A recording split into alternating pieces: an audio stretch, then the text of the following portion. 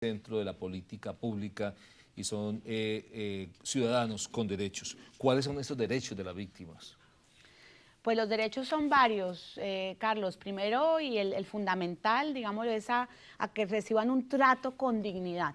Las víctimas son seres humanos que han sufrido una afectación muy grave a su vida, que lo han perdido todo en muchos casos y están en una condición generalmente de vulnerabilidad. Muchas víctimas, y está comprobado, se empobrecen a raíz de la victimización, sobre todo las personas que tienen que abandonarlo todo y ser desplazadas. Entonces, los derechos son, ese es el primero, un trato digno, con respeto, en su calidad de ciudadana, que le importa al país, que le importa a la sociedad. Pero adicionalmente están todos los derechos a la asistencia, a la atención y a la reparación. Las víctimas tienen que recibir por parte del Estado un trato especial. Tienen unas rutas de acceso especiales también. No es excusable que ellas tengan que cargar, además, después de que les ha sucedido esto tan terrible, con salir adelante por sí solas. Entonces, la obligación del Estado es acompañarlas, estar con ellas en esa ruta de atención y de reparación integral. Estamos hablando de medidas en la reparación ya más concretamente, como es la indemnización, que es una compensación económica por el daño que se causó.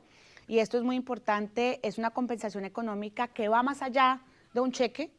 El Estado está decidido y efectivamente lo está haciendo. Ya en el Valle del Cauca tenemos más de 4.700 personas que han ingresado en esta ruta de reparación individual con esta indemnización, para garantizar que ese recurso que se les entrega pueda ser invertido en provecho de su proyecto de vida. Bueno, ya seguimos hablando de los derechos de las víctimas. Tenemos a Patricia desde Río Frío Valle. Patricia, buenos días. ¿Cuál es su inquietud? Buenos días. Quisiera saber cuáles son los puntos de atención que tenemos las víctimas en el departamento del Valle del Cauca. Patricia, muy buenos días. Estamos con punto de atención en Cali y estamos también con punto de atención en Buenaventura. La idea es tener en Cartago también, es también próximamente tener en Tuluá. Igualmente es importante que sepas y que sepan los demás oyentes que la Unidad para las Víctimas también tiene unas estrategias complementarias de atención, que son unas unidades móviles, unas jornadas de atención descentralizadas, porque tenemos una obligación con la ley de víctimas, y es cambiar un poco esa ecuación de que sean las víctimas las que tengan que estar tocando todas las puertas y haciendo una especie de peregrinaje por las instituciones, y ser nosotros como Estado quienes llegamos a ellas. Entonces, están estos puntos, están las unidades móviles, está también la línea gratuita y está la página web, Patricia. En la carrera 16, número 1575 del barrio Guayaquil, en el barrio de la Independencia, la primera etapa en Buenaventura, y como decía la directora nacional de la Unidad para las Víctimas, hay atención móvil en todo el departamento. Ana Lucía de Cali, buenos días. Muy buenos días. Gracias por estar con nosotros en este especial de la Unidad para las Víctimas. ¿Cuál es su inquietud? Mi inquietud es esta, le voy a hablar rapidito porque sé que su tiempo es oro. En el año de 1982 le hicieron una detención a mi hijo mayor, de nombre Oscar Dávila. Esta detención se la hicieron en un retén de la policía que va de Puerto Tejada, de Cali a Puerto Tejada. Y luego de allí hicieron un paseo por diferentes sitios del batallón de la policía, de no sé, de tantas otras partes. Yo tuve una búsqueda de 3 días de él. Al sábado lo encontraron otras personas por allá por los lados del río Cauca tirado. Entonces el caso es esto: se hizo una investigación porque es que él era un activista de los sindicatos. Era un muchacho estudiado en la Universidad del Valle y ya él era graduado hace mucho tiempo y toda esta cosa, era muy trabajador, pero también pues le gustaba su estar defendiendo los derechos de los trabajadores.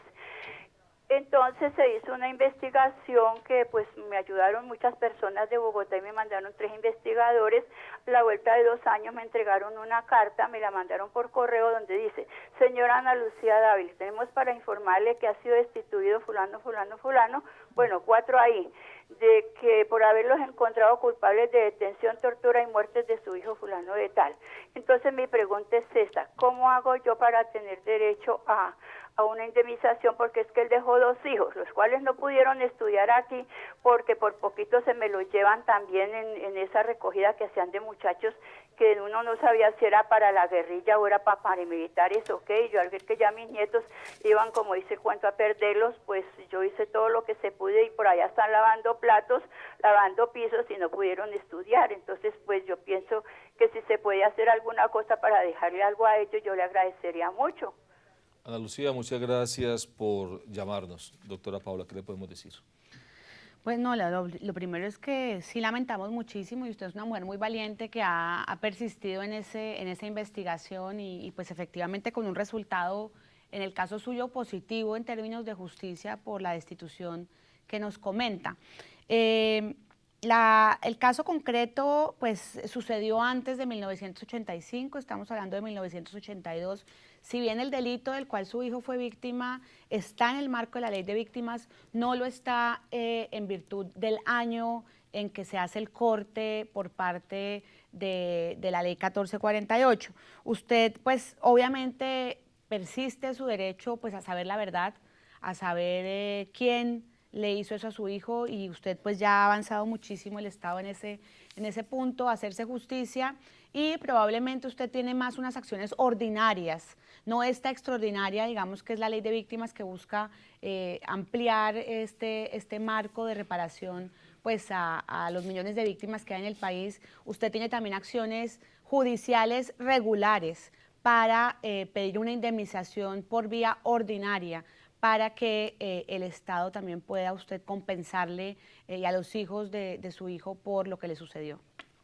Tenemos una inquietud por parte de las redes y es: ¿existe una cifra aproximada de cuántas personas se han beneficiado por la reparación integral? Sí, este año iniciamos el proceso de reparación en mayo. A la fecha hemos atendido con esta reparación económica a más de 94.000 personas. Hemos, con mucho esfuerzo, nos estamos acercando, en los próximos días estaríamos cumpliendo la meta del año, que son 110.000 personas. Y la integralidad de la reparación estamos también trabajando en ella a través de estos planes que existen tanto a nivel nacional como a nivel local, garantizando que las víctimas no solamente tengan acceso a esta compensación económica, sino también, por un lado, pues a la restitución de sus derechos, uno de ellos, el derecho pues a gozar de la tierra de la cual fueron despojados o que tuvieron que abandonar, pero igualmente a un acompañamiento psicosocial a la persona y a su familia. Igualmente garantizándole pues que tenga todos los servicios de salud, que tenga posibilidades también de generación de ingresos, que tenga posibilidades también de ser reconocida. Muchas víctimas a veces lo que quieren es que las reconozcan, que las dignifiquen, que les digan: usted lo que le sucedió no tenía por qué sucederlo y tampoco fue por culpa suya. Esas son las medidas también de satisfacción. La exención del servicio militar, por ejemplo, de muchas víctimas menores de edad que pues están cobijadas por esta medida de satisfacción para no prestar el servicio militar. Pero la cifra total a la fecha son casi 95.000 personas, y con un programa de acompañamiento individual, uno a uno, donde nos sentamos con ellas, conversamos con ellas durante más de 2 horas sobre cuál es esa perspectiva que esa persona tiene hoy de vida y que quiere que el Estado la acompañe en ese proceso. Ya tenemos a la fecha más de 9.000 personas con las que hemos podido lograr iniciar un proceso individualizado y personalizado de acompañamiento. Bueno, pues a lo largo de la entrevista lo que se ha evidenciado es estos derechos de las víctimas. Estamos hablando del tema de la restitución, pero hay otros derechos a los que pueden acceder las víctimas, como el caso de la indemnización por vía administrativa, la rehabilitación, la satisfacción, las garantías de no repetición, que es también un nuevo lenguaje que invita a una nueva percepción de estos ciudadanos llamados o conocidos como las víctimas. ¿Qué es esto de la indemnización por vía administrativa? La indemnización es una de las 5 medidas de reparación que lo que busca es tratar de compensar en algo ese daño que fue causado a la víctima. Es una medida económica, es una medida que tiene una tasación específica, que tiene unos montos de acuerdo al hecho victimizante. Se entrega este monto por núcleo familiar. En el caso de homicidio puede corresponder a 20 millones de pesos por núcleo familiar. Lo importante de la indemnización realmente es la apuesta que tiene el presidente Santos y nosotros como implementadores de la ley a que la indemnización no sea exclusivamente la entrega de un cheque. Esto para nosotros constituye pues el fracaso de la reparación si eso termina siendo así, puesto que la persona siente que le pueden estar comprando el muerto, como dicen coloquialmente las víctimas. Y a nosotros lo que nos interesa es que esa persona sienta que eso es apenas una parte de la reparación, que eso es apenas una compensación por algo que es irreparable. La pérdida de un ser querido no puede pagarse con nada. Entonces lo importante es que esa persona recupere la confianza en el Estado, recupere su proyecto de vida que tal vez fue truncado por la violencia, y con esa indemnización pueda iniciar de la mano del Estado un programa de acompañamiento de la inversión de esos recursos en generación de ingresos, en un ahorro programado para acceder a una vivienda, en un recurso para poder que uno de sus hijos acceda a la educación superior, etcétera. Varias oportunidades en donde es muy importante el trabajo que pueden hacer los alcaldes y gobernadores, que pueden tomar la decisión, como muchos lo han hecho, de encargarse en ese municipio, en ese departamento, de un número importante de víctimas y garantizar que esas personas vuelvan a sentirse ciudadanas de ese municipio, de esa ciudad, y que con esos pocos recursos que significa la reparación, que además, Carlos, es una sola vez se da la reparación, tenga realmente esa persona una perspectiva nueva de vida en donde pueda volver pues en compañía de sus seres queridos a reconstruir el proyecto de vida que fue arrebatado por la violencia.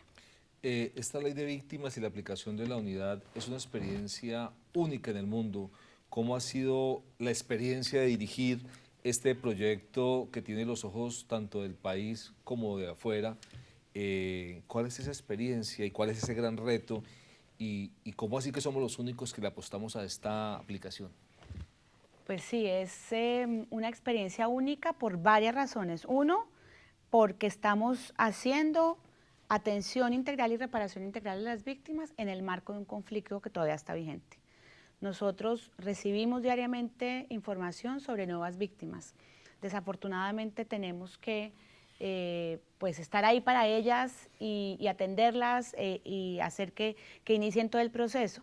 Entonces, hacer reparación a víctimas en medio del conflicto es de por sí casi que pues es un atrevimiento por parte del gobierno nacional, es una apuesta muy, muy osada.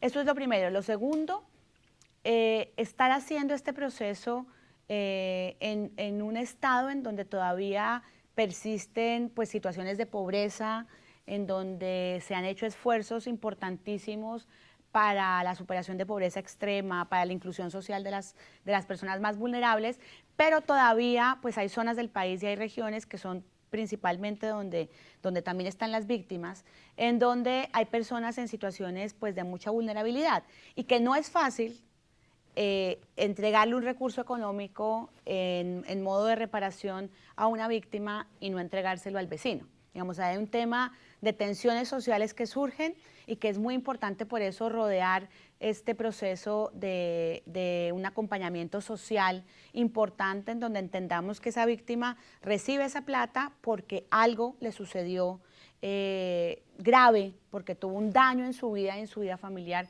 y que tiene el derecho a recibir esa reparación. Igualmente es un reto por la magnitud. Los otros países del mundo que han tenido que pasar por estos procesos han tenido un número de víctimas mucho más acotado y mucho más limitado. Colombia puede decirse hoy que es el país que está haciendo esta apuesta de manera más